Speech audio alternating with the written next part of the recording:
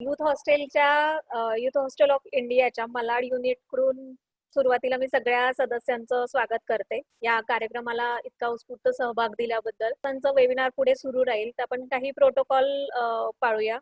समजा तुमचा माईक बंदच ठेवा. तुम्हाला जर मध्ये सर काही बोलत असताना जर तुम्हाला काही प्रश्न विचारायचे असतील, तर तुम्ही टेक्स्टमध्ये, चॅटमध्ये तुम्ही टाकू शकता किंवा आपण शेवटला एक 20 मिनिटांमध्ये प्रश्नोत्तराचा तास ठेवणार आहोत. त्याच्यामध्ये तुम्ही तुमचे प्रश्न विचारू शकता. त्याच्यानंतर तुमचं मध्ये नेट कनेक्शन लूज झालं किंवा काही तुम्ही बाहेर पडलात मीटिंगमधून, पुन्हा जॉईन व्हायचं असेल तर पुन्हा जॉईन व्हा. ऍडमिट केलं जाईल त्याच्यामध्ये. नितीन सर आहेत आज आपल्यासोबत आपल्याला मार्गदर्शन करण्यासाठी. तर मी नितीन सरांचं पहिल्यांदा एक छोटंसं इंट्रोडक्शन करून देते. सरांनी पुण्यातून इंजिनिअरिंग मध्ये पदवी प्राप्त केली आहे. पर्यावरणातील तज्ज्ञ, पर्यावरण क्षेत्रामध्ये ते जनजागृतीचं काम करत असतात. तर या क्षेत्रातले तज्ज्ञ म्हणून आपण आज त्यांना आपल्यासोबत संवाद साधण्यासाठी बोलवलेलं आहे. सर वेगवेगळ्या संस्थांमध्ये लिडरशिप, टीम बिल्डिंग असेल, ट्रेनिंग सेशन असेल, अशा वेगवेगळ्या गोष्टी कंडक्ट करत असतात. शिवाय ऑर्गॅनिक फार्मिंग म्हणजे सेंद्रिय शेतीबद्दल ते वेळोवेळी माहिती देत असतात. पर्यावरणाशी निगडीत इतर मुद्द्यांवर ते जनजागृतीचं काम करतात. तर आज आपला जो टॉपिक आहे की आपलं पर्यावरण आणि आपल्या पुढच्या पिढीचं, आपल्या मुलांचं भवितव्य कसं असेल त्याच्यावर, या संबंधित. तर या विषयावर बोलण्यासाठी मी सर ओव्हर टू यू. सुरू केलं तरी चालेल. चालेल. धन्यवाद मॅडम. युथ हॉस्टेलच्या मालाड शाखेच्या सर्व पदाधिकाऱ्यांचं, तेरलोटकर साहेबांचं, ज्यांच्यामुळे आज हा सेमिनार अरेंज झालेला आहे, आणि आपल्या सर्व सदस्यांचं की ज्यांनी आज इथे उपस्थिती लावलेली आहे. आपणा सर्वांचं मी आभार व्यक्त करतो सुरुवातीलाच, आणि आजच्या विषयाला सुरुवात करतो की पर्यावरण संकट आणि आपल्या मुलांचं भविष्य सुरक्षित आहे का. तर मी पीपीटी शेअर करतोय आपल्यासोबत. तो आपल्याला आता दिसायला सुरुवात होईल. तो दिसतोय का? स्क्रीन दिसते का? हो, दिसते, व्यवस्थित दिसते ना. ओके ओके ओके, चालेल. थोडं आपण वेगाने पुढे जाऊ. एक 40 मिनिटांमध्ये मला हा सर्व विषय संपवायचा आहे. विषय फार मोठा आहे. अगदी सुरुवातीलाच मी हे क्लिअर करतो की मी पर्यावरण तज्ज्ञ वगैरे नाही आहे, पर्यावरण अभ्यासक आहे. आणि आपण सर्वजण अभ्यासकच आहोत. जी जी काही माहिती मिळते ती आपण साठवत चाललो आहोत, आणि आपलं सुरक्षित भविष्य कसं निर्माण होईल यासाठी आपण आता सर्वजण एकत्रित काय करता येईल ते पाहण्यासाठी आज या सेमिनारमध्ये जॉईन झालेलो आहोत. 40 वर्ष पर्यावरणाचा अभ्यास करणारे जे शास्त्रज्ञ आहेत ते सुद्धा निसर्गाला शरण जाऊन म्हणतात की 40 वर्ष दिवस रात्र अभ्यास केल्यानंतर सुद्धा आम्हाला अजून निसर्ग 1%, 2%, किती टक्के कळलाय माहित नाही. म्हणजे एवढी अफाट रहस्य या निसर्गामध्ये लपलेली आहेत. जसजशी संशोधनाची नवीन नवीन साधनं तयार होत आहेत, जसजशी कॉम्प्युटर किंवा ऍडव्हान्स सुपर कॉम्प्युटर्स यांची सर्व एक मालिका गेल्या काही वर्षात जशी तयार झालेली आहे, तसतसं आणखीन वेगवेगळ्या प्रकारे सर्व पृथ्वीवर घडणाऱ्या अनेक घटकांचा अभ्यास एकत्रितरित्या करण्याचे मॉड्यूल्स, मॅथमॅटिकल मॉडेल्स तयार केले जात आहेत. पुढे काय होऊ शकेल याचे अंदाज बांधले जात आहेत. आणि एवढं सगळं असून सुद्धा आज फार वेगवान पद्धतीनं सर्व काही बदलत चाललेलं आहे, आणि हा बदलण्याचा वेग जो आहे हा फारच स्पीड पकडत चाललेला आहे. तर त्यामुळं माझं एवढं सर्वांना निवेदन आहे की पर्यावरण तज्ज्ञ वगैरे हे सगळे डोक्यातनं काढून टाका. जे 40 वर्ष काम करणारे शास्त्रज्ञ सुद्धा आज एवढे विनम्र होत आहेत, तर आपण तर फक्त याची थोडी माहिती घेतलेली आहे. आणि मुख्यतः माझा जो रोल आहे हा कम्युनिकेटरचा आहे. जे शास्त्रज्ञ सांगतायत ते आम जनतेपर्यंत पोहोचत नाहीये. गेले 40-50 वर्ष शास्त्रज्ञ जागृती करण्याचा प्रयत्न करतायत, संशोधन करतायत. वेगवेगळे पर्यावरणवादी संघटना, तज्ज्ञ, त्यानंतर वेगवेगळ्या चळवळी, आंदोलनं, कोर्ट कचऱ्या, सगळं जे काही आहे, उपोषणं, हे सर्व काही चालू आहे गेले 40 वर्ष. तरी सुद्धा पर्यावरण ऱ्हास हा वेगाने वाढत चाललेला आहे. त्यामुळं जे काही तज्ज्ञ म्हणतायत त्यांचं म्हणणं सर्वसामान्य जनतेपर्यंत पोहोचवणं असा माझा कम्युनिकेटरचाच रोल आहे, किंवा मी आणखीन चांगल्या प्रकारे म्हणजे अगदी पोस्टमनचा माझा रोल आहे असं नमूद करतो. आणि आपण थोडं पुढे जाऊया की पुढील पिढीचे भविष्य खरंच सुरक्षित आहे का. आताच मुंबईमध्ये मागच्याच आठवड्यात जो पाऊस पडला, रात्री 2 तास पाऊस पडला आणि 3-4 फूट किंवा 2-3 फूट पाणी साठलं. हे काय नक्की घडतंय असा प्रश्न अनेकांना पडत असेल, तर त्या संदर्भातच ही आपण पर्यावरण कार्यशाळा अशा स्वरूपात आज हा आपण सेमिनार सुरू करत आहोत. एक 4 याच्या भागांबद्दल सरांशी माझी चर्चा झाली आहे, तिर्लोटकर सरांशी, की पर्यावरण समस्या आणि उपाय असा आपण आज पहिल्या भागात बघणार आहोत. त्यानंतर दुसरा, तिसरा आणि चौथा भाग तर पर्यावरण संवर्धन याच्या संदर्भात आपण काय काय कृती करू शकतो, त्याच वेळेला सुरक्षित भविष्याची निर्मिती कशी करू शकतो, याचा काही कृती कार्यक्रम आपल्याला आखता येईल का, आणि त्याच वेळेला ह्या बदलत्या सर्व परिस्थितीमध्ये कोणती कौशल्य आपण शिकणं गरजेचं आहे, त्याच वेळेला आपल्या पुढच्या पिढीला शिकवणं गरजेचं आहे, जेणेकरून हे सर्व संकट आपण परतवून लावू शकू आणि अत्यंत चांगल्या प्रकारे आनंददायी असं भविष्य आपण निर्माण करू शकू. असं हे 4 भागामध्ये किंवा 4 रविवारी आपण ह्या संदर्भात थोडी थोडी माहिती घेऊ. दरवेळचं सेशन हे साधारण 45 मिनिटाचं असेल. आणि आता आपण पाहिलं असेल की निसर्ग चक्रीवादळाचा तडाखा बसला किंवा आता पावसाची चाहूल जरी लागली किंवा विजा जरी कडकडायला लागल्या, ढगांचा जरी आवाज सुरू झाला, तरी एक धडकी भरते आपल्या छातीमध्ये. 26 जुलैचा पाऊस मुंबईनं अनुभवलेलाच आहे. तर अशा अनेक घटना आज आता कोल्हापूरलाही मागच्या वर्षी महापूर आला होता, जो आजपर्यंत एवढा कधीच आला नव्हता. त्यानंतर इथे सुद्धा अनेक काही हजारो लोकांची अशी अवस्था आहे की पावसाचा मोठा आवाज आला तरी ते रात्रभर जागे राहतात. तर ह्या सगळ्या भीतीला आपण कसं आपल्या आतून हद्दपार करायचं आणि कसं निर्भयतेनं आपण ही सर्व परिस्थिती पालटण्यासाठी सज्ज व्हायचं, अशी काही कौशल्य पण आपण शिकू ह्या 4 ह्याच्यामध्ये.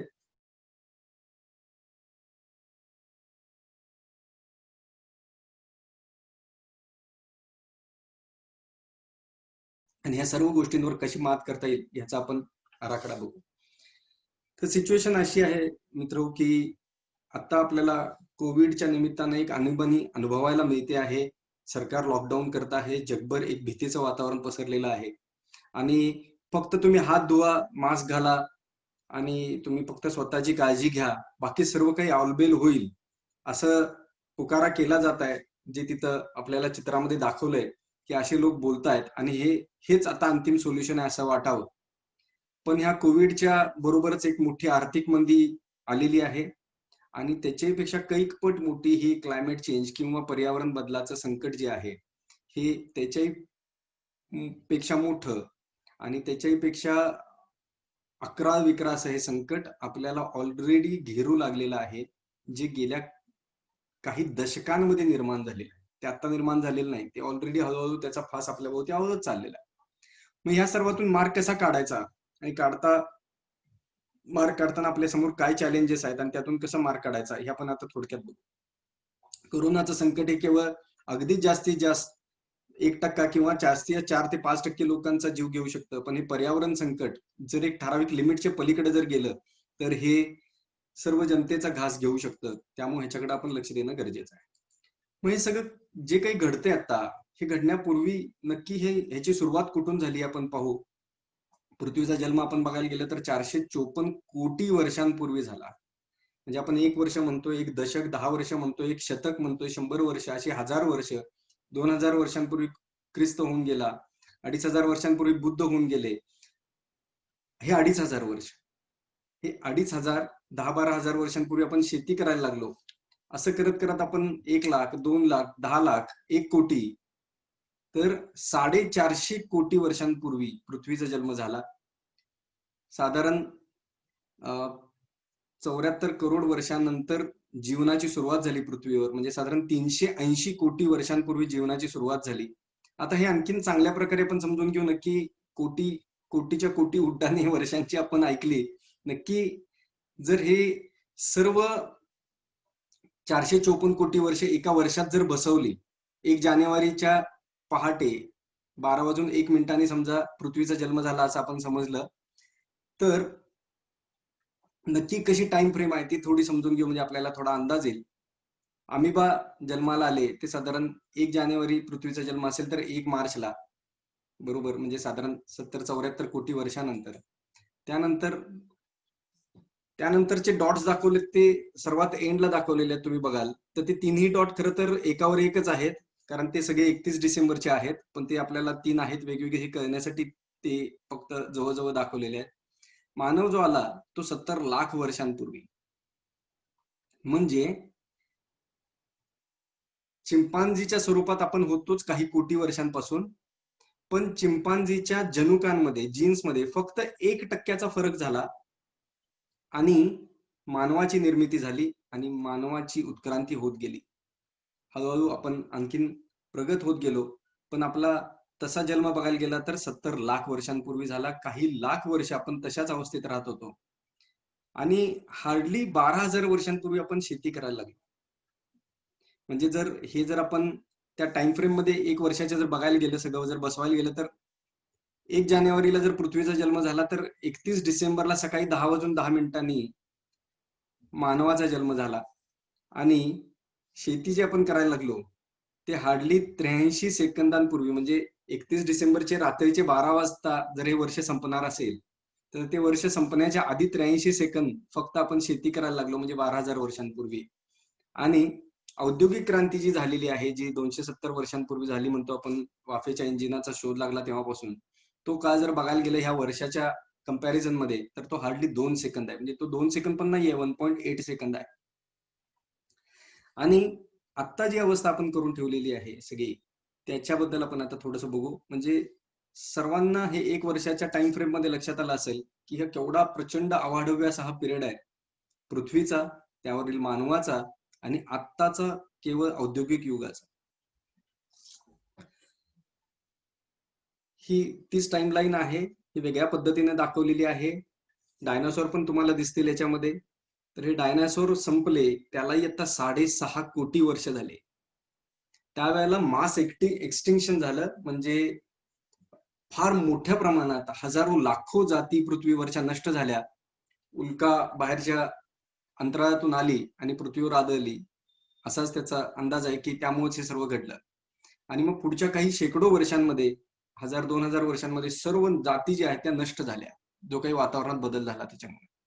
हे घडूनही 6.5 कोटी वर्ष झाले आणि या 6.5 कोटी वर्षात पृथ्वीवर परत एकदा जीवसृष्टी बहरली. सर्व प्रकारचे सस्तन प्राणी हे साधारण त्यानंतरच आलेले आहेत. आणि म्हणजे 6.5 कोटी वर्ष लागलेली आहेत आता जे काही हजारो लाखो प्रकारचे जीव या पृथ्वीवर आहेत ते आपण जे पाहतोय ते डेव्हलप होण्यासाठी. मग हे डायनासोर ज्या वेळेला गेले त्यावेळेला जे काही मास एक्सटिंक्शन झालं किंवा लाखो प्रजाती नष्ट झाल्या, ते 5वं मास एक्सटिंक्शन होतं. आधीही 4 वेळा असं घडलं होतं, म्हणजे मागच्या काही करोड वर्षांमध्ये. हे 5वं मास एक्सटिंक्शन होतं ज्यावेळेला डायनासोर गेले. आणि आता जे चालू आहे त्याला 6वं मास एक्सटिंक्शन म्हणतायत, मानवामुळे जे चालू आहे गेल्या 50 वर्षांमध्ये. ते आपण पुढे बघू. हा जो निसर्ग आहे हा अफाट आहे. ही निसर्ग शक्ती जी आहे, हा अपार जो इन्फायनाइट इंटेलिजन्स आहे ज्याने ही सगळी जीवसृष्टी तयार केलेली आहे. तर मला याच्यामध्ये अनेक रहस्य दडलेली आहेत. अजून मानवाला त्याचा पत्ताही लागलेला नाहीये किंवा हळूहळू आता मानव त्याचा अभ्यास करायला लागलेला आहे. माझा एक सिंपल प्रश्न आहे सर्वांसाठी की किती रहस्यमयी ही सर्व दुनिया आहे किंवा किती अफाट रहस्य किंवा इंटरेस्टिंग गोष्टी पृथ्वीवर आहेत. तर माझा असा प्रश्न आहे की शेती करणारी पृथ्वीवरील सर्वात बुद्धिमान व सामाजिक दृष्ट्या प्रगत प्रजाती कोणती? तर कोणी उत्तर देईल का? आपलं म्यूट ओपन करा आणि उत्तर द्या.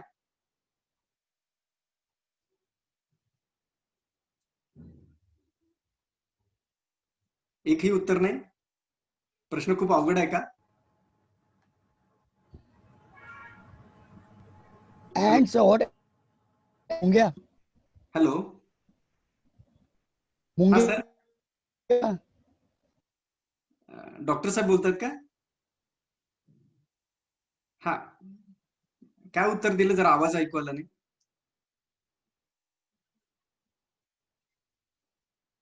Hello, hello. हा सर, आला आवाज? हा आला आवाज. हाँ, मुंग्या ants. Yes sir, yes sir, ant yes ants. Yes sir, yes sir, yes sir. Thank you. हो, थँक्यू सर, थँक्यू. डॉक्टर बोलतात का? नाही नाही, इट्स ओके. हा, डॉक्टर बोलतो मी. हो सर, थँक्यू थँक्यू. सर्वांना हा, अगदी हा येस, चक्रावून टाकणारा प्रश्न आहे. सर्वांना अगदी असंच वाटेल खरं तर की माणूस बरोबर आहे सर. करणारा लिंक केला. म्हणूनच तो प्रश्न असा मी टाकला होता. खरं तर मुंग्या शेती करतात 5 कोटी वर्षांपासून, आणि माणूस आता 10-12 हजार वर्ष झालं शेती करायला लागलेला. आणि माणसांचं जेवढं वजन आहे पृथ्वीवर, तेवढ्याच वजनाच्या मुंग्या पृथ्वीवर आहेत. पण त्यांचं सामाजिक जीवन म्हणजे अगदी त्यांच्यामध्ये राणी मुंगी जशी आहे, तशा कामकरी मुंग्या जशा आहेत, तशा सैनिक मुंग्या पण असतात. आणि त्यांच्या वसाहती ज्या आहेत, हे म्हणजे त्यांच्या वसाहतीमध्ये एसी सुद्धा निर्माण केलेला आहे, पण तो निसर्गाच्या सर्व तत्वांना धरून निर्माण केलेला एसी आहे. म्हणजे सांगायचा मुद्दा मला असा आहे की मानव हा जो काही एक आपण प्रगत असल्याचा एक अहंगंड बाळगतोय, हा फसवा आहे. आणि माणसानं आपल्या ह्या अहंकारामधून आता मुक्त होणं गरजेचं आहे आणि निसर्गापुढे विनम्रतेनं निसर्गाला शरण जाणं गरजेचं आहे. एक पुढचा इंटरेस्टिंग प्रश्न माझा असा आहे की आपल्यापेक्षा उंचीने मोठे असणारे जे कांगारू म्हणून जी आफ्रिकेतली प्रजाती आहे, कांगारू बघितले असतील सर्वांनी, तर ह्याचं पिल्लू जन्मतः केवढं असतं?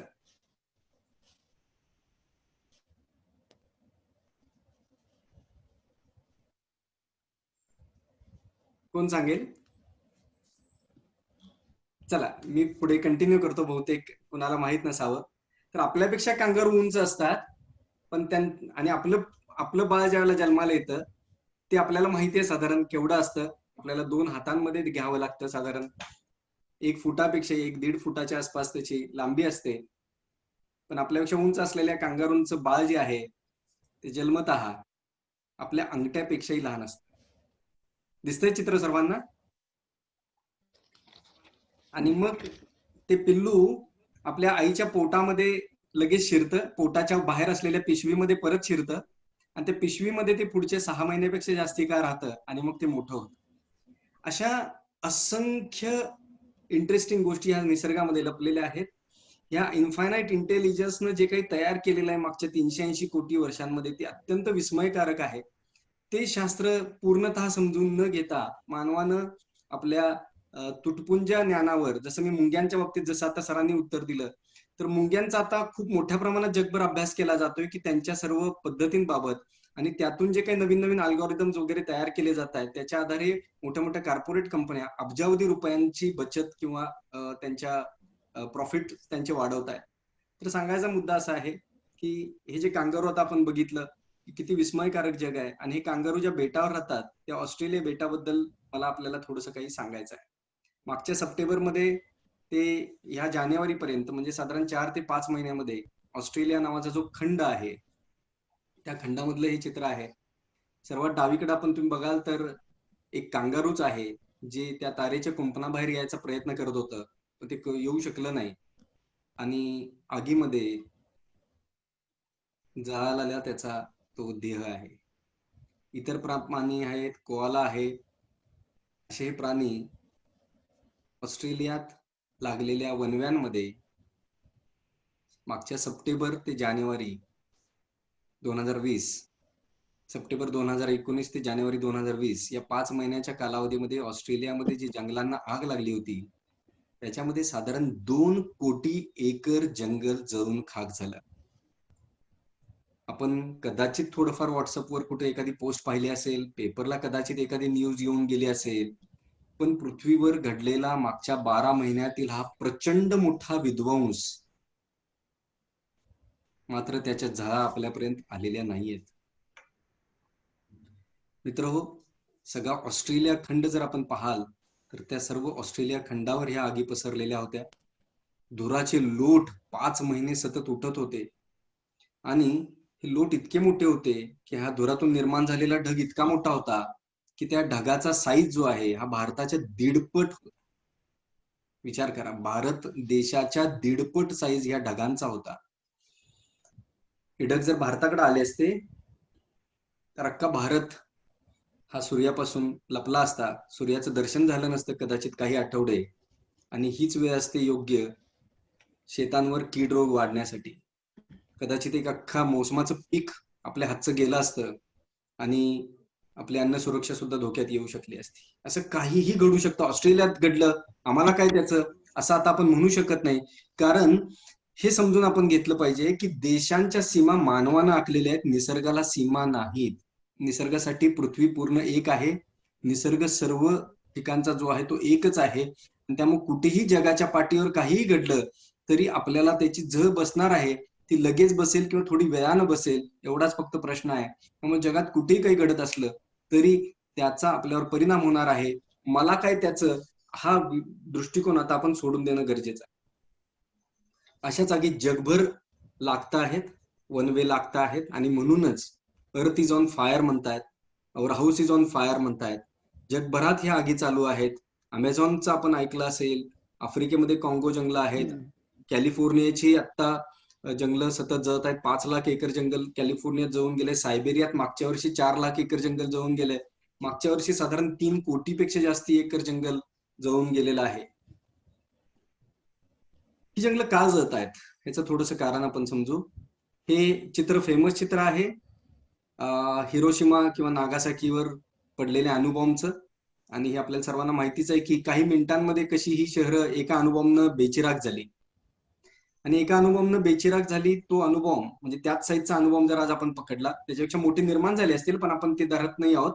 आपण त्याच साईजचा अणुबॉम्ब धरतोय आणि तो जर अणुबॉम्ब त्या साईजचा एक अणुबॉम्ब एक शहर बेचिराख करणारा, असे 4 लाख अणुबॉम्ब यांचा जर स्फोट घडवला तर त्यातून जेवढी उष्णता निर्माण होईल तेवढी उष्णता किंवा तेवढी हीट आज पृथ्वीवर आपण सोडत आहोत दररोज.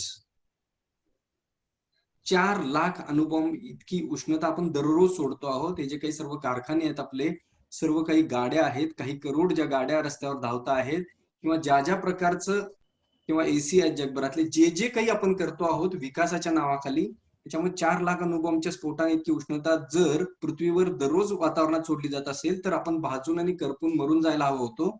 पण समुद्र असल्यामुळे आपण वाचलो आहोत, कारण 71% भाग समुद्राचा म्हणजे पृथ्वीचा 71% भाग जो समुद्रांनी व्यापलेला आहे, त्या समुद्र त्यातली मॅक्झिमम उष्णता शोषून घेत असल्यामुळे आपण जगलेलो आहोत. पण आता समुद्रांची ही उष्णता शोषून घेण्याची क्षमता कमी होत चाललेली आहे आणि त्याचमुळं जास्ती पाण्याची वाफ व्हायला लागली, त्यामुळे जास्ती ढग तयार होत आहेत. त्यामुळे पावसाचं प्रमाण वाढत चाललेलं आहे. खूप मोठा पाऊस खूप कमी वेळात पडतोय.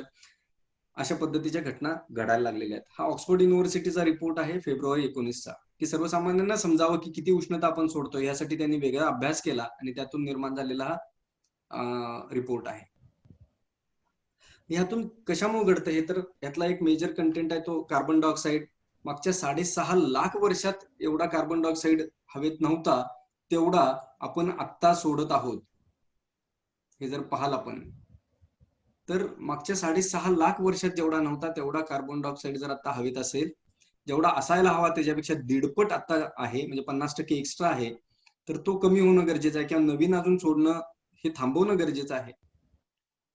याला व्हीनस इफेक्ट म्हणतात. व्हीनस इफेक्ट म्हणजे बघा की आज पृथ्वीवर जेवढा कार्बन डायऑक्साईड आहे त्याच्यामुळे आज पृथ्वीचं तापमान 15 डिग्री सेंटीग्रेड आहे. तेच आपण जर सूर्याकडे जर थोडं पुढे सरकलो तर व्हीनस नावाचा ग्रह आहे, तिथे कार्बन डायऑक्साईडचं प्रमाण जे वातावरणात असलेल्या कार्बन डायऑक्साईडचं प्रमाण 96% आहे. त्यामुळे तिथलं टेम्परेचर 420 डिग्री आहे. पृथ्वीचं आहे 15 डिग्री, जे उबदार आहे की जीवसृष्टी तयार होण्याकरता. आणि आपण पृथ्वीच्या पल्याड जर गेलो, मंगळ ग्रह जर बघितला तर तिथं -50 डिग्री टेम्परेचर आहे, कारण तिथे जो काही कार्बन डायऑक्साईड आहे तो जमिनीमध्ये आहे, हवेत फारच कमी आहे, ऑलमोस्ट नील आहे. ह्यामुळे कार्बन डायऑक्साईडचं योग्य प्रमाण असणं, ह्यामुळेच ह्या जीवसृष्टीला मोठा आधार मिळालेला आहे. आणि जर आपण कार्बन डायऑक्साईडचं प्रमाण वाढवत जाऊ तर आपला व्हीनस ग्रह जसा झालेला आहे आणि एकदा आपण त्या जर फीडबॅक लूप मध्ये अडकलो, तापमान वाढतच चाललंय, तर मात्र ही रिव्हर्स न येणारी गोष्ट आहे आणि पृथ्वीवरचं सर्व जीवन नष्ट होईल. अशा स्थितीकडे आपण वेगानं सरकत चाललो आहोत. त्यामुळेच हे एक शास्त्रज्ञ आहेत जेम्स अँडरसन यांनी इशारा दिलेला आहे. आधी इशारा शास्त्रज्ञांचा असायचा की 21व्या शतकाच्या अखेरपर्यंत अमुक होईल, आपण उपाय केले पाहिजेत. नंतर 2050 पर्यंतची भाषा शास्त्रज्ञ बोलायला लागले. नंतर शास्त्रज्ञ म्हणाले की 2030 पर्यंत आपल्याकडे वेळ आहे आणि आता शास्त्रज्ञ म्हणतात की आपल्याकडे 2023 पर्यंतच वेळ आहे किंवा 5 वर्ष आपल्या हाती आहेत, असा यांनी 2 वर्षापूर्वी इशारा दिला होता. हे हार्वर्ड विद्यापीठाचे ज्येष्ठ शास्त्रज्ञ आहेत. आपल्याला प्रश्न पडेल, अरे 5च वर्ष हा काय प्रकार आहे, हे कसं काय? तर आपल्या डोळ्यासमोर एक आता इथे चित्र दिसतंय, भांड्यामध्ये पाणी उकळत आहे. 99 डिग्री पर्यंत उकळणारं पाणी हे पाणीच असतं. पण 1 डिग्री 99 डिग्री नंतर जर 1 डिग्री तापमान वाढलं तर मात्र त्या पाण्याची वाफ होते. म्हणजे उदाहरण आपल्याला समजण्यासाठी हे मी इझी करून सांगत आहे की पुढच्या 5 वर्षात जे काही होणार आहे त्यामुळे पृथ्वीवरचं जीवसृष्टी नष्ट होणार नाहीये. तर मागच्या 250 वर्षात जे जे काही आपण उत्पाद केलेले आहेत, म्हणजे 99 डिग्री पर्यंत तापमान आपण तापवत आणलेलं आहे मागच्या 2-2.5 वर्षात, आणि आता 1% वाढणं, ज्यासाठी आता पुढचं 3 ते 5 वर्ष जी काही आपल्या हातात आहेत. मग 5 वर्षात सगळं नष्ट होणार आहे का? तर बिलकुल नाही. 5 वर्षात पृथ्वीवरचे जे काही घटक आहेत, कार्बन डायऑक्साईड किंवा इतर जे काही घटक आहेत, तर असे 9 ते 15 टिपिंग पॉइंट्स आहेत वेगवेगळे. ते जर एक लेवलच्या पलीकडे गेले तर उपाय करून फायदा नाही. साधारण 2040 ते 50 पर्यंत मग शेवटचा माणूस पृथ्वीवरून संपलेला असेल, अशी घटना येऊ शकते. आणि ह्यामुळे 2018 साली 20,000 शास्त्रज्ञांनी जागतिक पर्यावरणीय आणीबाणी जाहीर केली. परत 2019 साली म्हणजे मागच्या नोव्हेंबरमध्ये 11,000 शास्त्रज्ञांनी परत जागतिक पर्यावरणीय आणीबाणी जाहीर केली की आता तरी सर्व जनता आणि सर्व सरकार आणि सर्व उद्योगपती यांनी जागृत व्हावं आणि जो काही विनाश आपण आरंभलेला आहे तो थांबवावा.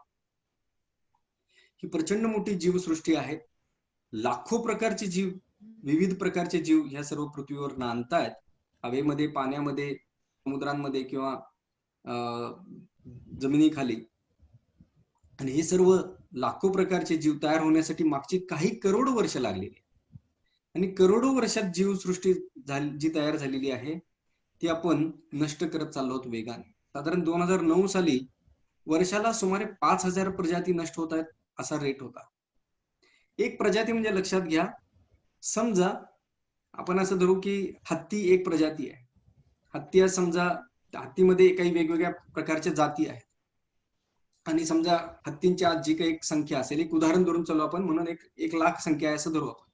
ही 1 लाखाची कमी कमी होत जाऊन 10,000 झाली, 5,000 झाली, 1,000 झाली, 100 झाली आणि आता 5-10 हत्ती शिल्लक राहिले आणि तेही संपले, अशी जी अवस्था आहे, म्हणजे ती आता प्रजातीच संपून गेली, अशी एक प्रजाती नष्ट होणे. अशा वर्षाला 5,000 प्रजाती नष्ट होत त्या 2009 सालाच्या दरम्यान. आता रेट जो आहे तो वर्षाला 1 लाख प्रजाती नष्ट होत आहेत. म्हणजे 20 पट हा वेग वाढलेला आहे मागच्या 10 वर्षात. नजीकच्या भविष्यात 10 लाख प्रजाती लुप्त होण्याचा धोका युनो किंवा आयपीसीसीच्या रिपोर्टने दिलेला आहे मागच्या वर्षी. आता वर्षाला जर 1 लाख संपत असतील तर पुढच्या 10 वर्षातच संपतील ह्या 10 लाख प्रजाती, किंवा त्याच्याही आधी संपतील, कारण हा एक्सपोनेन्शियल रेटनं आता वाढत चाललेला. एक प्रजाती संपणं म्हणजे त्याच्यावर अवलंबून असलेल्या, जसं आपण फूड चेन आपण म्हणतो, किंवा एक प्रजाती दुसऱ्या प्रजातीवर डिपेंड असते, ते त्याचं अन्न असतं, किंवा त्याच्या जगण्यासाठी दुसऱ्या प्रजातीचं काही कार्य आवश्यक असतं. जसं काही झाडांच्या बिया या काही पक्ष्यांच्या विष्ठेमधून ज्या वेळेला त्या रुजतात त्याच वेळेला त्याच्यातून कोंब फुटतो किंवा ते झाड तयार होतं, अशा प्रकारे. तर अशा जर 10 लाख प्रजाती नष्ट होणार असतील, किंवा आधी जर आता काही लाख प्रजाती नष्ट केल्या असतील आपण मागच्या 50 वर्षांमध्ये, तर त्याचे परिणाम येणाऱ्या भविष्यात आपल्याला दिसणार आहेत, ते लगेच दिसणार नाहीयेत. कारण एक लक्षात घ्या, आपण देवदारचे वृक्ष असं आपण लहानपणी पुस्तकांमध्ये वाचलं असेल की सुंदर देवदार वृक्षांची रांग वगैरे. तर शास्त्रज्ञांना असं लक्षात आलं की मागच्या 300 वर्षात एकही नवीन देवदार वृक्ष तयारच झालेला नाही. असं का? ह्याचा ज्यावेळेला त्यांनी शोध घ्यायला सुरुवात केली त्यावेळेला त्यांच्या लक्षात आलं की डोडो नावाचा जो एक पक्षी होता, त्या पक्षाच्या विष्ठेतून ज्यावेळेला त्या देवदार वृक्षाचं बी जे आहे हे जमिनीवर पडायचं, त्याच वेळेला ते रुजायचं. आणि डोडो पक्षी 300 वर्षांपूर्वी लुप्त झाले, नष्ट झाले. त्यानंतर एकही देवदार वृक्षाचं नवीन रूप तयार झालेलं नाही, झाड तयार झालेलं नाही. आणि त्यामुळेच आता ज्या काही लाखो प्रजाती नष्ट होत आहेत त्याचा किती भयानक परिणाम येणाऱ्या भविष्यात आपल्या समोर येणार आहे आज आपल्याला माहित पण नाही, त्याचा अंदाज नाही आज आपल्याला. पर्यावरण बदलाचे नक्की आपल्या जीवनावर काय परिणाम होत आहेत थोडेसे आपण फटाफट बघत जाऊया. आपण वनवे आता बघितलंच. दुसरं वायू प्रदूषण. मिनिटाला 1 बालकाचा मृत्यू वायू प्रदूषणामुळे होतोय भारतामध्ये. भारत आज वायू प्रदूषणामध्ये जगात सर्वात शेवटी आहे. म्हणजे सगळ्यात जास्त वायू प्रदूषण आज भारतामध्ये, म्हणजे शेवटून आपला 2रा-3रा नंबर आहे. एवढाच काय तो अभिमान की शेवटचा नाही आपला. दर मिनिटाला 4 लोक जात आहेत आणि दर मिनिटाला 1 बालक मृत्युमुखी पडतं. उष्मा हीट वेव्स मागच्या 10 वर्षांमध्ये 2400% म्हणजे 24 पट वाढ झालेली आहे उष्मा लाटांमध्ये. जीवाणूंच्या कार्यात बिघाड होतोय. जीवाणूंच्या कार्यात बिघाड होत असलं तर आपल्याला काय त्याचं असं आपल्याला वाटू शकतं, पण या जीवाणूंवर आपलं जीवन खूप डिपेंडंट आहे. जमिनीमध्ये योग्य प्रमाणात जीवाणूंची संख्या असेल, म्हणजे अगदी 1 ग्रॅम मातीमध्ये 10 कोटी जीवाणू, तरच पीक अत्यंत भरघोस येतं. अन्यथा ती जमीन सुपीक असत नाही. आता सर्वत्र जमीन नापीक होत चाललेली आहे, कारण ते जीवाणूंची संख्या घटत घटत जाऊन 1 कोटीच्या खाली, 50 लाखाच्या खाली आलेली आहे. म्हणजे पिकांना चांगलं भोजन मिळण्यासाठी त्या जमिनीत जीवाणू असण्याची गरज आहे. त्या मातीची भाजून ज्यावेळेला वीट होते त्यावेळेला जीवाणू मरतात आणि ती वीट तयार होते. ह्या जीवाणूंचं कार्य आपल्या पोटात पण खूप महत्वाचं आहे. आपल्या बॉडीमध्ये फार मोठ्या प्रमाणात जीवाणूंची संख्या असते, म्हणजे आपल्या पेशी जेवढ्या आहेत त्यापेक्षा जास्ती ही जीवाणूंची संख्या आहे. आणि त्यामुळेच आपण जे काही खायचं काम करतो ते खाण्याचं पण पचवण्याचं काम आपण करत नाही आहोत. खाण्याचं फक्त काम करतो. ते पचवण्यामध्ये ह्या जीवाणूंचा मोठा सहभाग आहे किंवा हातभार आहे. जर खाल्लेलं आपण पचवू शकणार नसू, जर ह्या ग्लोबल वॉर्मिंगमुळे, जागतिक तापमानवाढीमुळे जर ह्या जीवाणूंचं कार्य बिघडत असेल आणि त्यामुळे जर खाल्लेलं आपण अन्न जर पचवू शकणार नसू, तर कोणी झोपडीत राहणारा असो काय किंवा कोणी 2800 करोडच्या बंगल्यात राहणारा असो, सर्वांचं जीवन धोक्यामध्ये हे समजून घेणं गरजेचं आहे. शेती उत्पादनात घट हा शास्त्रज्ञांचा हे आहे की भारतातल्या शेती उत्पादनात 18% घट आता त्यांनी अंदाज वर्तवलेला आहे. म्हणजे मागच्या 46 वर्षांचा अभ्यास करून हा अंदाज केलेला आहे त्यांनी. अतिवृष्टी आणि महापुराचा तर प्रलय आपण बघतोच आहोत. या वर्षी सुद्धा, मागच्या वर्षी सुद्धा अर्धा देश महापुरात होता आणि अर्धा देश दुष्काळानं वेढलेला होता. ढगफुटीचे तर आता आपण परिणाम सर्वत्रच बघतोय. खरं तर ढगफुटी ही संकल्पना 100 वर्षातून एखाद वेळेला व्हायची, आता ती दरवर्षी शेकडो ठिकाणी होते. दीर्घ दुष्काळ महाराष्ट्रात आता जवळपास 9 वर्ष झालं सलग दुष्काळ आहे. आणि त्यामुळं विदर्भ आणि मराठवाडा हा आता राहण्याजोगा म्हणजे राहिलेला नाहीये आणि त्यामुळे तिथून प्रचंड मोठ्या प्रमाणात स्थलांतर सुरू आहे. म्हणजे विचार करा की विदर्भ मराठवाड्याचे लोक ह्या भागात येतील, त्याच वेळेला पुढे आपण बघू की समुद्राची पातळी वाढल्यामुळे समुद्राकाठचे लोक जर मधल्या भागात यायला लागतील तर फार मोठा अनाचार माजणार आहे. वाळवंटीकरण चालू आहे. भारताची 30% जमीन वाळवंटीकरण होण्याच्या काठावर आहे. हा 2016 सालचा रिपोर्ट आहे भारत सरकारचा. 4 वर्षात परिस्थिती बिघडलेलीच आहे, सुधारलेली नाही. वादळे चालू आहेत, आपण बघतोय. चक्रीवादळे आहेत, जी साधारण 3 ते 3.5 चक्रीवादळ दरवर्षी असायची ऍव्हरेज, ते मागच्या वर्षी 7 झाली. आणि एक एक चक्रीवादळामध्ये 10-10, 20-20, 50-50 लाख एकरांवरील पीक नष्ट झालं. पाणी टंचाई भारताच्या 54% जनतेला तीव्र पाणी टंचाईला तोंड द्यावं लागतं. हा भारत सरकारचा नीती आयोगाचा रिपोर्ट आहे. गारपिटी आपण बघतोय, सर्वांना चित्र दिसत असावं असं मी हे करतो की ही गारपीट पहा. एक गार बघा, ती फुटबॉलच्या आकाराची आहे. आमच्या लहानपणी मला आठवतंय की छोटे छोटे असायच्या, आता ती एक एक गार फुटबॉलच्या आकाराची आहे. ज्यावेळेला ती हजारो फुटांवरून ती गार एवढ्या वेगानं खाली येते, त्यावेळेला उभी जनावर म्हणजे गाई म्हशी अशी मोठी जनावर सुद्धा उभ्या जागी मरतात. म्हणजे मानवांची तर गोष्ट सोडूनच द्या. आणि ह्या गारपिटी अशा देशभर घडतायत. ऍसिड रेन चालू आहेत, सागरांचं आम्लीकरण होतंय म्हणजे ऍसिडिफिकेशन होतंय. त्यामुळं समुद्रातले प्रवाळ असोत किंवा समुद्रातले शेल बनवणाऱ्या म्हणजे शेल जन्य जे काही जीव आहेत ते सर्व नष्ट होत आहेत. आणि या सागरी आम्लीकरणामुळे किंवा ग्लोबल वॉर्मिंगमुळे 33% प्रवाळ जे आहेत हे नष्ट होण्याच्या मार्गावर आहेत. आणि 33 म्हणजे प्रवाळ जर नष्ट झाले तर समुद्री जीवन जे आहे सर्व प्रकारचं हे 33% समुद्री जीवन नष्ट होण्याच्या काठावर आहे. बर्फखंड वितळणे, ग्लेशियर्स वितळणे, खाली आपण चित्र बघतोय, हे पण मोठ्या प्रमाणात आता वितळत आहेत. आणि त्यांचा वितळण्याचा वेग जो आहे हा एका अभ्यासानुसार समुद्राखालच्या बर्फांचा वितळण्याचा वेग हा 100 पट वाढलेला आहे. आधी जो अंदाज होता त्याच्यापेक्षा 100 पट वाढलेला आहे. बर्फाखालील मिथेन आणि विषाणू मुक्त होत आहेत. या बर्फाखालील तसेच समुद्राच्या तळाखालील जे विषाणू किंवा मिथेनचे साठे जर मुक्त व्हायला लागले तर मिथेन हा कार्बन डायऑक्साईड पेक्षा 23 पट घातक आहे.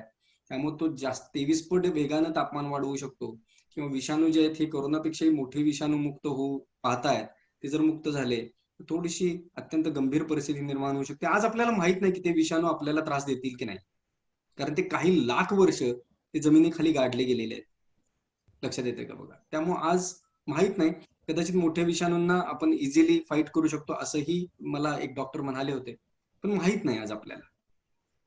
दर आठवड्याला अशी मोठी एक आपत्ती येते असं मागच्या जुलैचा रिपोर्ट होता, त्यानंतर हा वेग वाढतच चाललेला. आपत्तींची मालिका तीव्र होत चाललेली हे लक्षात येते का बघा, की त्यांची संख्या वाढते आणि त्यांची विध्वंसक ताकद वाढत चाललेली आहे, म्हणजे पॉवर वाढत चाललेली आहे. या आपत्तींमुळे होणारं नुकसान जे ते $23 ट्रिलियन म्हणजे 17 अब्ज इतके कोटी रुपये, म्हणजे 2008 पेक्षा 4 पट मोठ्या मंदीची शक्यता मागच्या वर्षी वर्तवली होती वर्ल्ड इकॉनॉमिक फोरमने. या सगळ्या निगेटिव्ह परिस्थितीमध्ये काही शुभवार्ता आहेत का? तर नक्कीच आहेत. आणि मला सुरुवातीपासून आपल्याला हेच सांगायचं आहे की शुभवार्ता आहेत किंवा आपण ही सर्व परिस्थिती पालटू शकतो. आणि ह्यासाठीच आपण ह्या 3 ते 4 सेमिनारचं आयोजन केलेलं आहे की सर्व परिस्थिती आपल्याला पालटायचीच आहे, आपल्याकडे दुसरा काही ऑप्शन नाही आहे. पहिली शुभवार्ता अशी आहे की आपल्या हातात काही वेळ आहे. समजा असा सेमिनार तुम्ही 3 वर्षांतर बघितला असता, 5 वर्षांतर बघितला असता, तर कदाचित आपल्या हातात तेवढा वेळ शिल्लक नसता. त्यामुळे पहिली गुड न्यूज ही आहे की आपल्या हातात काही वेळ आहे. दुसरी गुड न्यूज अशी आहे की सर्व पर्यावरणवादी संघटना किंवा सर्व पर्यावरण विषयक काम करणारे शास्त्रज्ञ हे गेली 40 वर्ष इशारे देत आहेत, आंदोलनं करतायत, मोर्चे काढतायत, उपोषणं करतायत, कोर्टामध्ये खटले दाखल करतायत. ह्या सगळ्यातून सुद्धा जे व्हायचं तेच घडत गेलं, म्हणजे ऱ्हास घडत गेला पर्यावरणात, संकट तीव्र होत गेली. मग अशा वेळेला ज्या वेळेला सर्वच जण सर्व उपाय करून थकले होते, अशा वेळेला अशा अंधकारमय परिस्थितीमध्ये एका 15 वर्षाच्या मुलीमुळे एक आशेचा किरण निर्माण झाला. ही एक प्रचंड मोठ्या बिल्डिंग समोर एक छोटी बसलेली मुलगी दिसते तुम्हाला, 15 वर्षाची 9वीतली मुलगी. तिनं 8वीत असताना, म्हणजे सॉरी 8 वर्षाची असताना, म्हणजे 3रीत असताना तिनं शाळेमध्ये एक व्हिडिओ बघितला की कशा प्रजाती नष्ट होत आहेत. आणि मग ती खूप अस्वस्थ झाली. घरी येऊन तिनं ह्याच्याबद्दल आणखीन माहिती घ्यायला सुरुवात केली आणि तिच्या लक्षात आलं की आपणच हे प्रदूषण करतो आहोत. मग तिने पाणी वाचवायला सुरुवात केली. का तर घरात पाणी येण्यासाठी कुठेतरी वीज जाळली जाते, त्यासाठी वीज बनवण्यासाठी कोळसा जाळला जातो, त्यामुळे प्रदूषण होतं, त्यामुळे ग्लोबल वॉर्मिंग होतंय, त्यामुळे प्रजाती नष्ट होत आहेत, त्यामुळे पाणी कमी वापरलं पाहिजे, झाडं लावली पाहिजेत, कागद वाचवला पाहिजे, वीज वाचवली पाहिजे, प्रत्येक गोष्ट वाचवली पाहिजे.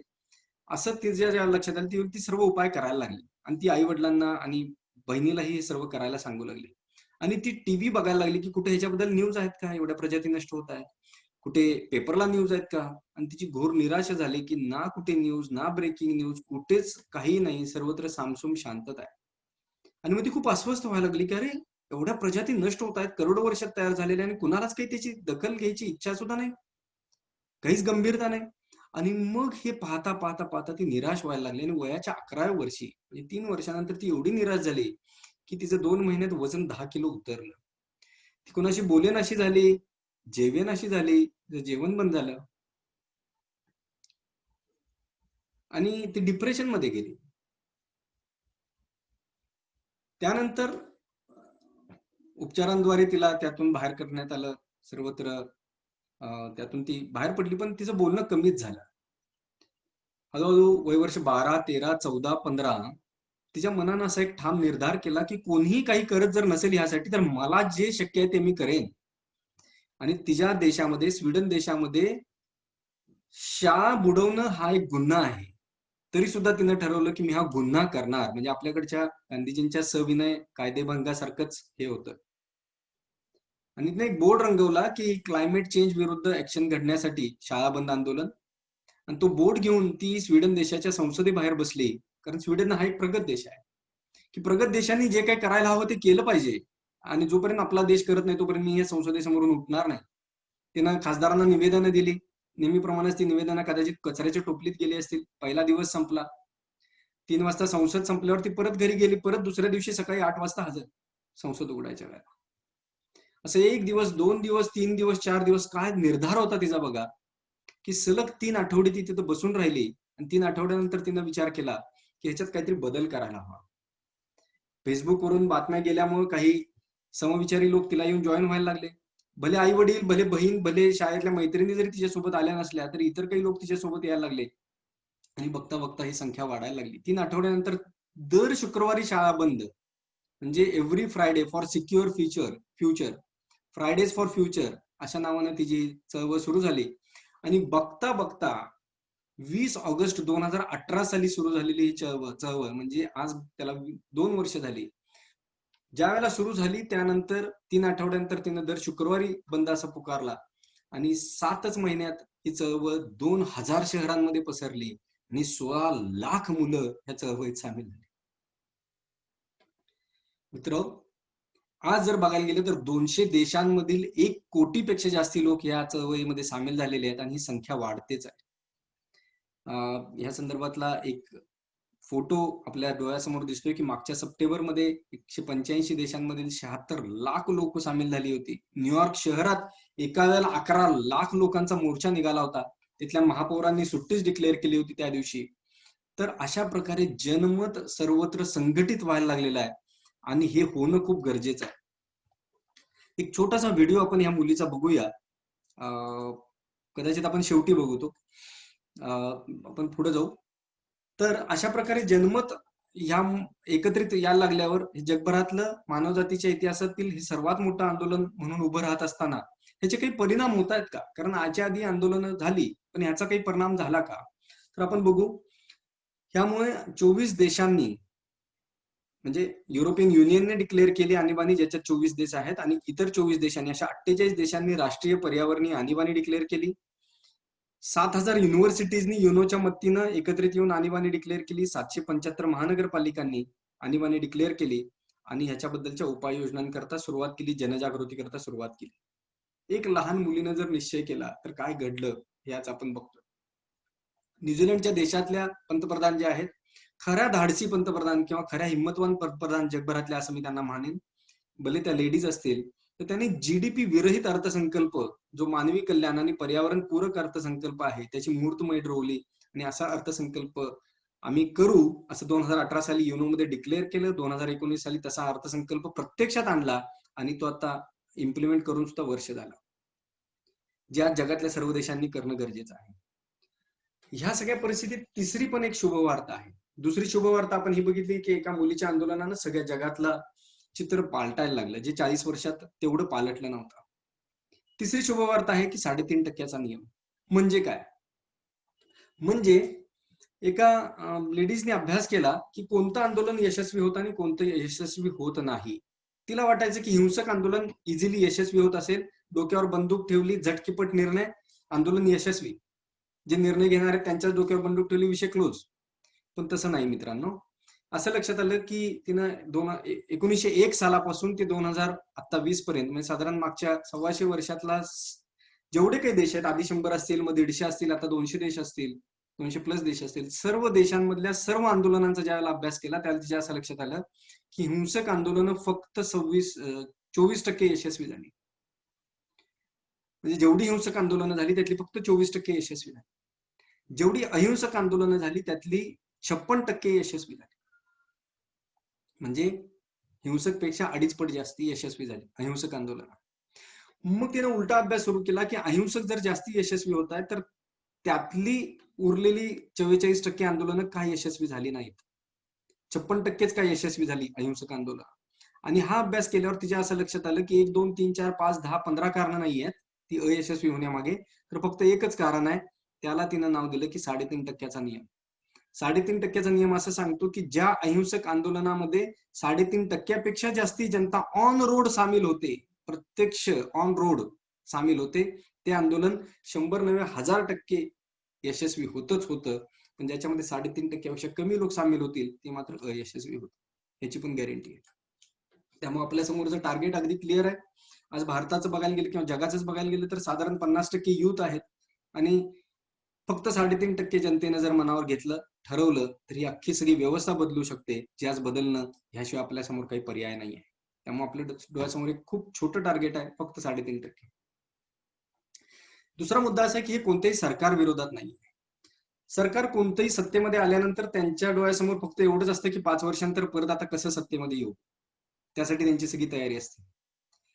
त्यामुळे लोकांना अप्रिय होईल असा कोणताही निर्णय ते घ्यायला धजावत नाहीत. आणि आता तर अशी कंडिशन आहे की एकापेक्षा जास्ती अप्रिय निर्णय घ्यावे लागणार आहेत, कठोर निर्णय घ्यावे लागणार आहेत, ही सर्व जीवन पद्धती बदलावी लागणार आहे, ह्याशिवाय पर्याय नाही आहे. आणि असे कठोर निर्णय घेणं ह्याचं धाडस जसं न्यूझीलंडच्या पंतप्रधानांनी दाखवलं तसं जगभरातले इतर पंतप्रधान आज दाखवत नाहीयेत. ते जुन्याच विकासाच्या खोट्या संकल्पनांच्या मागे धावत आहेत. जीडीपी एवढा वाढला पाहिजे, अमुक केलं पाहिजे, तमुक केलं पाहिजे, ह्याच्या मागे धावत आहेत. जसं प्लास्टिकच्या बाबतीत घडलं हे उदाहरण समजून घ्या. प्लास्टिकच्या बाबतीत गेले अनेक वर्ष जनजागृती होत होती, त्यामुळे प्लास्टिकच्या बाबतीत कायदे आणणं सरकारला सोपं गेलं, कारण आता जनतेला सर्व समजलंय की येस हे नुकसानदायक आहे. त्याच प्रकारे ज्यावेळेला आपण ह्या पर्यावरण संकटांच्या बाबतीत जेवढी जास्ती जागृती करू तेवढं कोणत्याही सरकारला अप्रिय किंवा कठोर निर्णय घ्यायला मदत होणार आहे. सरकार स्वतःहून ही कठोर निर्णय नाही घेऊ शकत. हा, एक्सेप्शनली घेऊ शकतं, जसं न्यूझीलंडचे पंतप्रधान घेतले आणि देशाला सगळ्या पूर्णपणे ते पटवलं. तसं प्रत्येक देशाचे पंतप्रधान असा निर्णय घेऊ शकतात आणि फार मोठ्या प्रमाणात, जसं कोविडच्या बाबतीत, कोरोनाच्या बाबतीत आता घडलं की निर्णय घेतले, लॉकडाऊन, आणि सर्व देशाला जागृत केलं गेलं. अगदी फोनचे कॉलर ट्यून सुद्धा बदलल्या गेल्या. तर एवढ्या मोठ्या प्रमाणात यंत्रणा राबवू शकते सरकार, त्यासाठी तेवढी विल पॉवर हवी. त्यामुळे हे आंदोलन कोणत्याही सरकार विरोधात नसून हे आंदोलन जनजागृतीसाठी आहे. जनजागृती पुरेशी झाली, 3.5% जास्ती जनतेनं डिमांड केली तर कोणतेही सरकार इझिली सर्व सिस्टीम बदल करू शकतं. संभावित उपाय अनेक आहेत. पारंपरिक ऊर्जा आहे, सौर ऊर्जा, पवन ऊर्जा, जलविद्युत ऊर्जा. पण तरी सुद्धा आपण तंत्रज्ञान वाचवेल, येणारं तंत्रज्ञान, ह्या भ्रमातून आणि फसवणुकीतून आपण बाहेर पडलं पाहिजे, कारण तेवढ्या मोठ्या प्रमाणावर तंत्रज्ञान तेवढ्या लार्ज स्केलवर आज कोणतंही उपलब्ध नाही आहे. कमीत कमी ऊर्जा वापरणारी जीवनशैली हा दुसरा उपाय होऊ शकतो, की आपला ऊर्जेचा वापरच आपण कमी करणं हा दुसरा ऑप्शन होऊ शकतो. आज जर आपल्याला निवड करायची वेळ आली की जीवन हवं की जीवनशैली, तर आपण कशाची निवड करू? नक्कीच जीवनाची निवड करू, कारण आपण 70 लाख वर्ष जगतोच आहोत. जीवनशैली ही जी काही सोकॉल्ड आधुनिक जीवनशैली आहे त्याच्यात थोडाफार फरक करायला, काही कम्फर्ट सोडून द्यायला आपल्याला नक्कीच आवडेल, जर आपलं जगणंच पणाला लागलं असेल.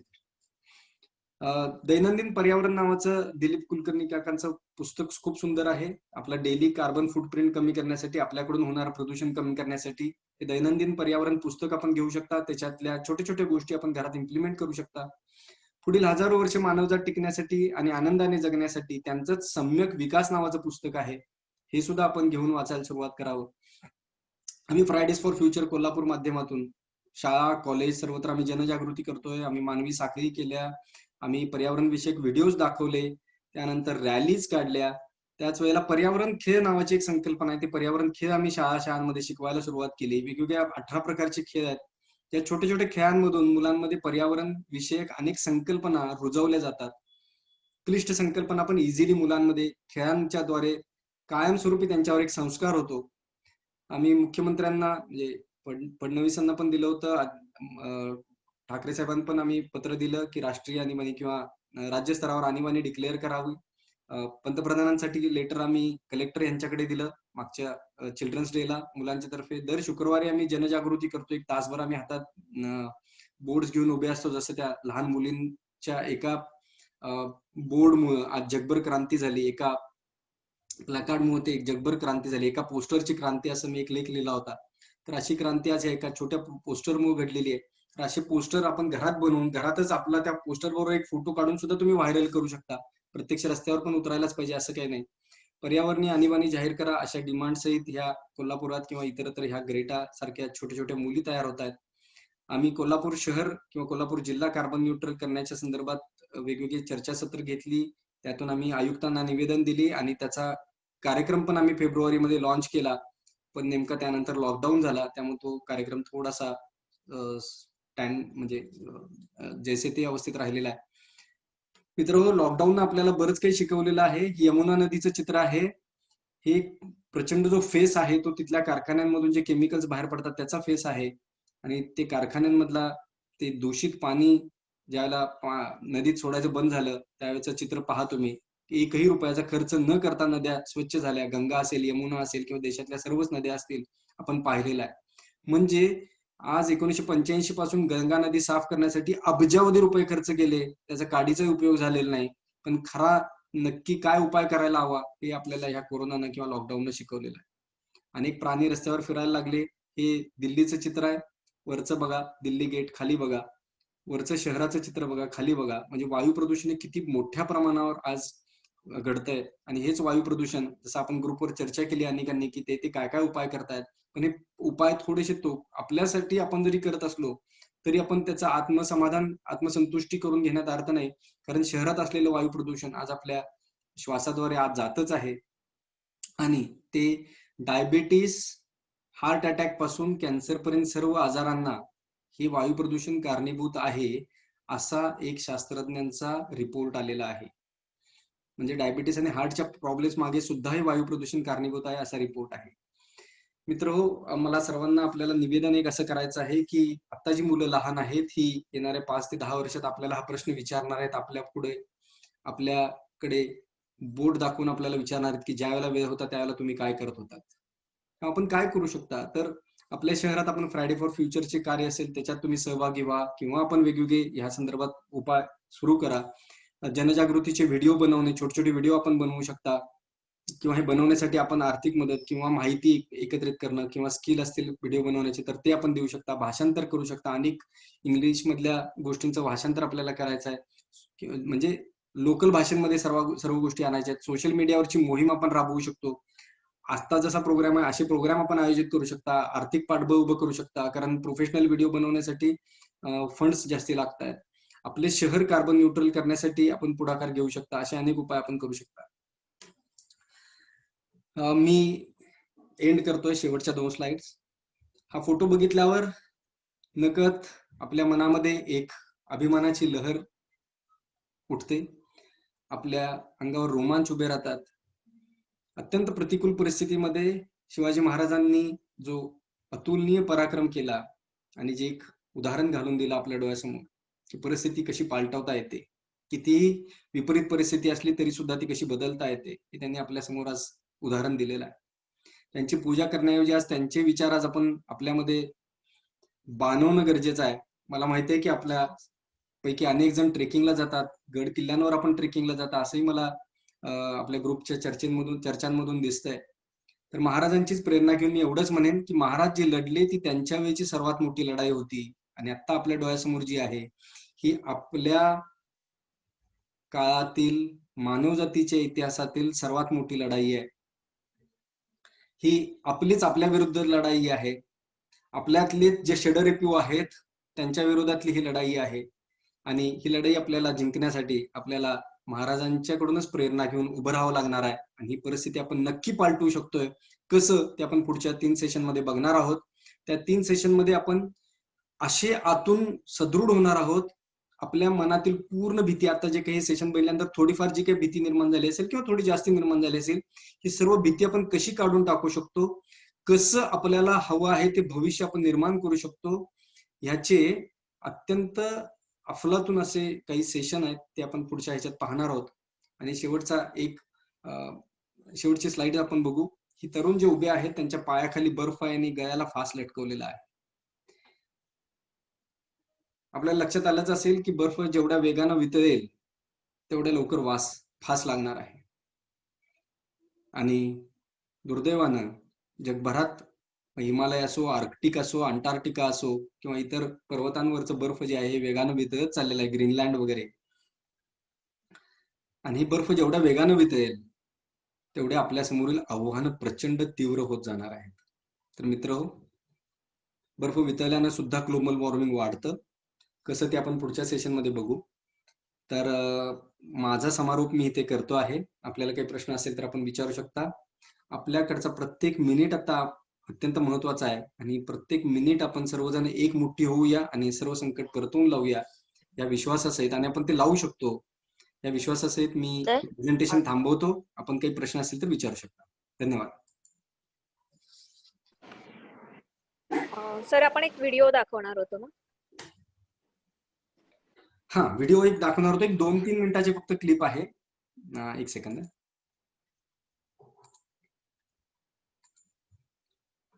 सर्वांना दिसतंय? हो, परफेक्ट. 20 अगस्त 2018 स्वीडन में एक 9th क्लास में पढ़ रही 15 साल की लड़की ग्रेटा थुनबर्ग ने स्कूल छोड़कर स्वीडिश पार्लियामेंट के सामने बैठकर प्रोटेस्ट करना शुरू किया. क्लाइमेट चेंज को लेकर प्रोटेस्ट करना शुरू किया. आवाज येतोय ना सर्वांना व्यवस्थित? येतोय. Okay, thank you. खास बात यह है दोस्तों की ग्रेटा ये प्रोटेस्ट करने अकेली बैठी थी. शुरू में इसका किसी ने कोई साथ नहीं दिया. और खास बात यह भी है कि स्वीडन में उस महीने जो गर्मी पड़ी थी वो 262 ईयर्स में हॉटेस्ट समर थी। तो क्लाइमेट चेंज का जो असर था वो साफ दिख रहा था स्वीडन के ऊपर। की डिमांड सिर्फ इतनी थी कि स्वीडिश सरकार एक्शन ले अपने कार्बन एमिशंस को कम करने में पेरिस क्लाइमेट एग्रीमेंट के अकॉर्डिंग। और ऐसा नहीं है दोस्तों कि ग्रेटा ने बाकी लोगों से पूछा नहीं, रिपोर्टेडली कहा गया है कि ग्रेटा ने अपने दोस्तों से पूछा, स्कूल में बाकी स्टूडेंट से पूछा, उन्हें मोटिवेट करने की कोशिश करी कि आओ मेरे साथ प्रोटेस्ट करो इस चीज के रिगार्डिंग, लेकिन कोई नहीं माना। उसके बाद ग्रेटा ने डिसाइड किया कि कोई आए ना आए मैं अकेले ही बैठूंगी इस प्रोटेस्ट को करने। अब फास्ट फॉरवर्ड करते हैं दोस्तों, 1 साल बाद दुनिया में लाखों लोगों ने रियलाइज कर लिया है कि ज्यादातर सरकारें, ज्यादातर कंपनीज ने नेग्लिजिबल एक्शन लिया है क्लाइमेट चेंज को रोकने के लिए।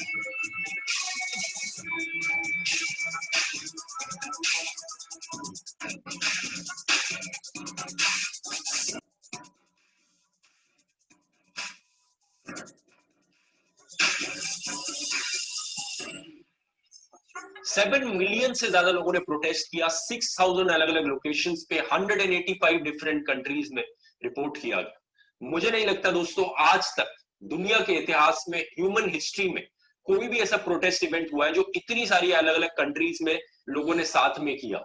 ऑलमोस्ट हर कंट्री से लोगों ने इसमें पार्टिसिपेट किया। इंडिया से भी दोस्तों 14,000 लोगों ने पार्टिसिपेट किया 26 अलग अलग लोकेशंस पे।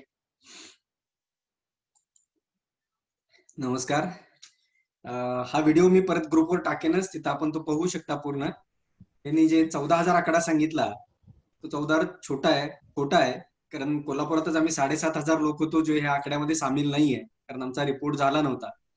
तर मित्रो, काही प्रश्न असतील तर विचारा आणि पुढे 15-1 मिनिट आपण 15-20 मिनिट आपण प्रश्न उत्तर करू शकतो। सॉरी, मला थोडंसं 40 मिनिटाच्या ऐवजी मला वाटतं 45-50 मिनिटं लागली। धन्यवाद।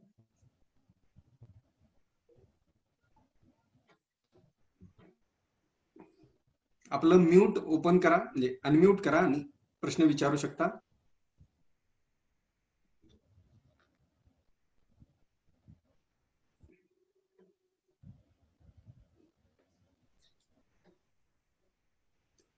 काहीच प्रश्न नसण्याचे 2 अर्थ निघू शकतात, की कुणालाच काही कळलं नाही किंवा सर्वांना सर्व काही कळलं आणि काहीच प्रश्न नाहीत।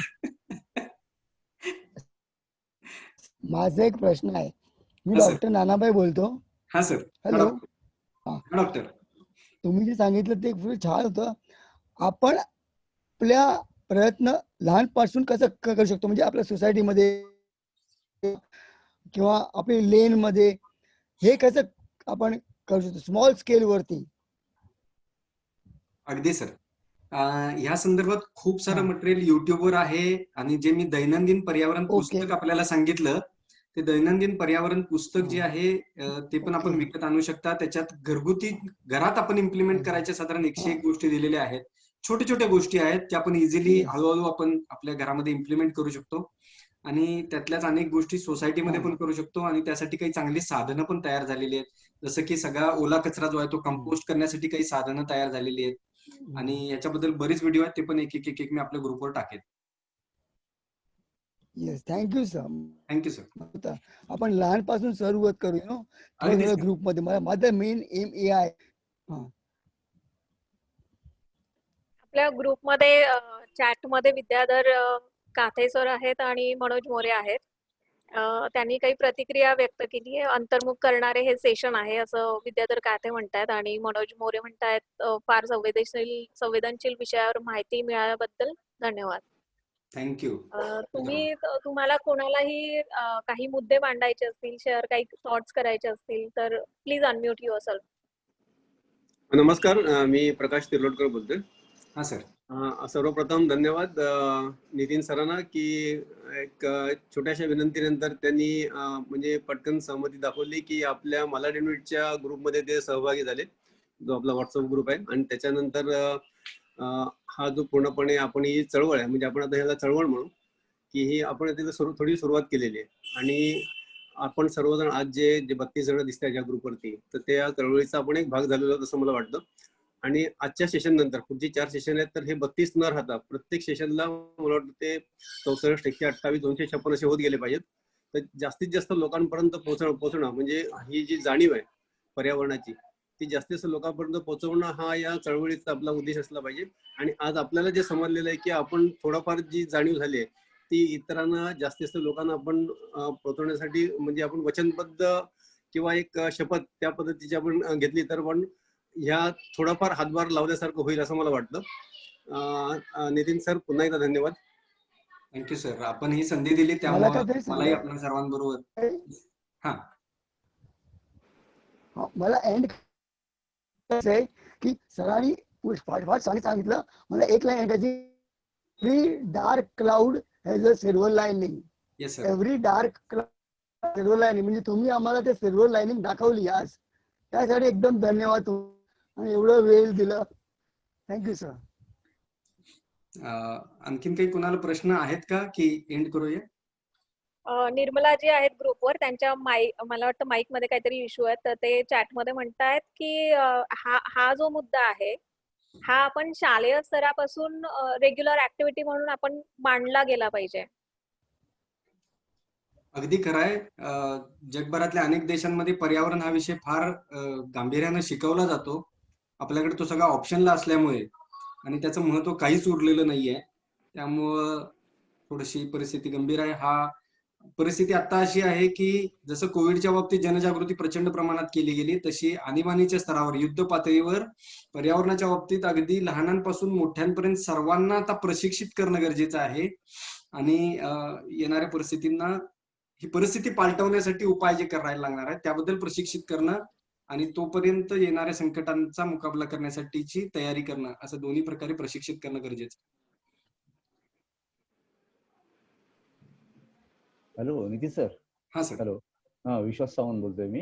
हा सर. आपण जे गंभीर जे सांगितलं, म्हणजे संपूर्ण हे ग्लोबल वॉर्मिंग संदर्भात या पर्यावरणाचा ऱ्हास जो आहे, सुरुवातीला आम्ही इथं आतापर्यंत आम्ही नुसतं ऐकून होतो किंवा काही गोष्टी आम्ही थोडेफार अनुभवत होतो.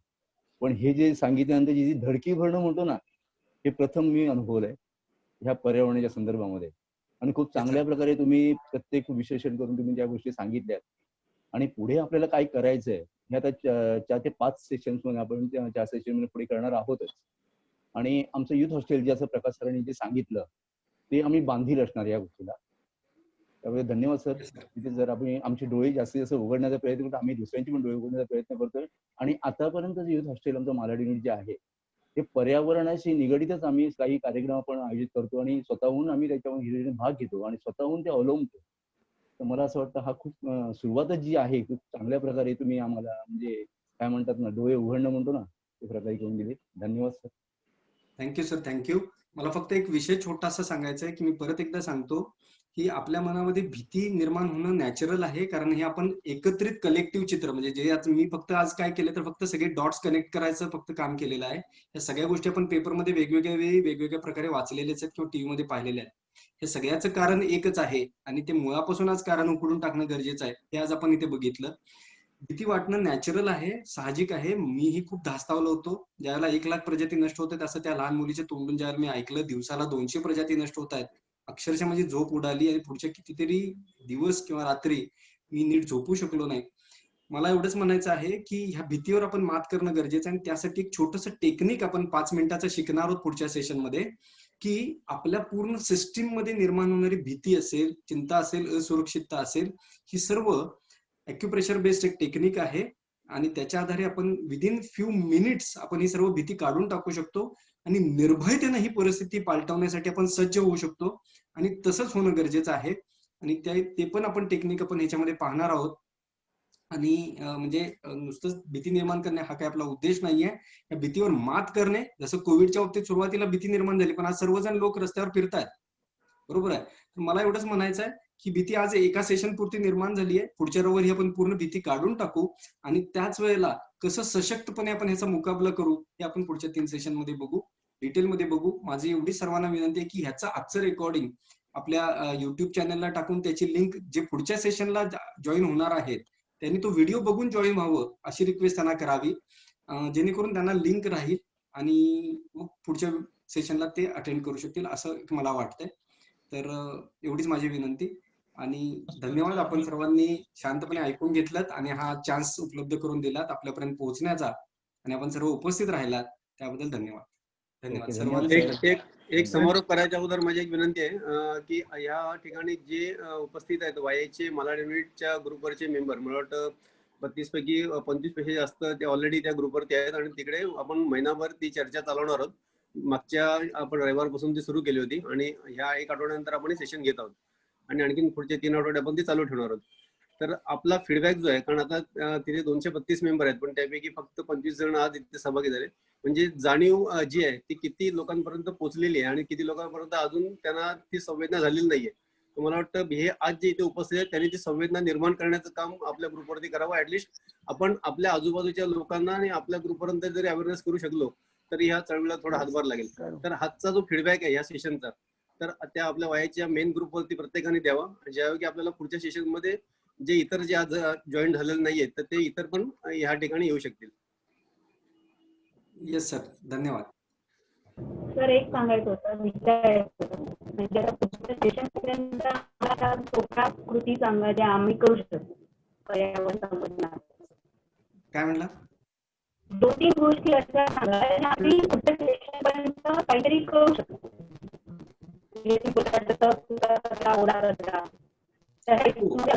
अजून अभ्यास होणार आहे. उपायांबद्दल आपण पुढच्या सेशन मध्ये डिटेल मध्ये बघणार आहोत. उपायांबाबत जे आहे पुढच्या सेशन मध्ये आपण डिटेल मध्ये उपायांबाबतच बघणार आहोत, कारण आपण काय करू शकतो हे महत्वाचं आहे.